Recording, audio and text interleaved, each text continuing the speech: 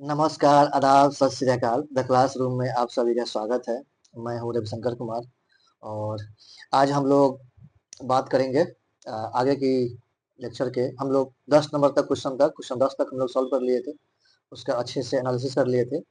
अब अगला क्वेश्चन देखते हैं, क्वेश्चन नंबर 11 से। आपको स्क्रीन पर दिख रहा होगा और सीधी बात में बकवास, ठीक है, कैसे सॉल्व करते देखते हैं। क्वेश्चन नंबर 11 कह रहा है कि भारतीय स्वतंत्रता आंदोलन के काल के संदर्भ में नेहरू रिपोर्ट में निम्नलिखित में से किस किस की अनुशंसा की गई है। किसकी बात हो रही है?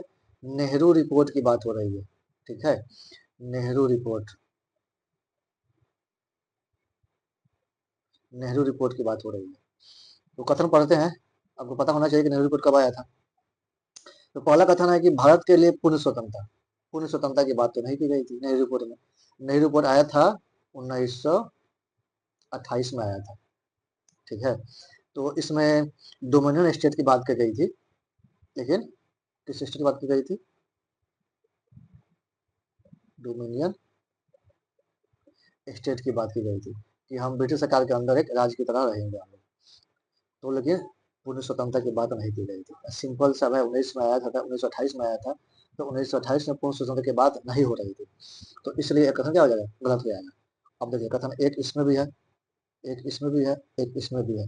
तो यह भी नहीं होगा, यह भी नहीं होगा, बच गया क्या? Answer B. आंसर 2 और 3 सही होगा। ऐसे आंसर बी होगा। तो आप एलिमिनेटेड मेथड से आपको बस एक कथन पता है कि नहीं हुआ, गलत है, तो बाकी सारे क्वेश्चन आराम से इसका आंसर निकल गया।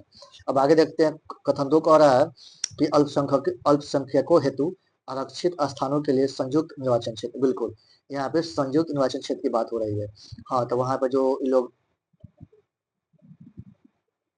सांप्रदायिक निर्वाचन की बात जो थी ना, उसको बिल्कुल नकार दिया था कि सेपरेट इलेक्शन नहीं होगा, सांप्रदायिक इलेक्शन नहीं होगा।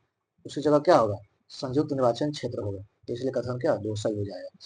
संविधान में भारतीयों के लिए मौलिक अधिकारों का प्रावधान। बिल्कुल, कि जो संविधान बनेगा उसमें मौलिक अधिकारों की बात की गई थी। तो 19 मौलिक अधिकारों की बात की गई थी, 19 फंडामेंटल राइट्स की बात की गई थी, जिसमें 21 वर्ष के मतदाताओं के लिए वोट देने का अधिकार भी शामिल था इसमें। इसलिए कथन 3 शामिल है, 3 भी सही है। तो 2 सही है, 3 सही है, कथन 1 गलत है। देखिए,